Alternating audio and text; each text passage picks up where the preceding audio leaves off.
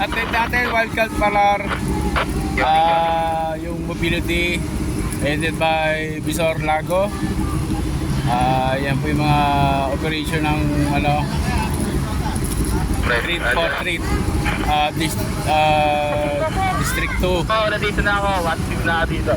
May towing tayo rito, nagkakandak sila ng operation dito. Johnny. May tinitikitan si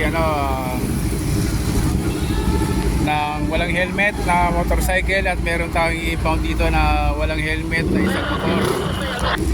Ayan.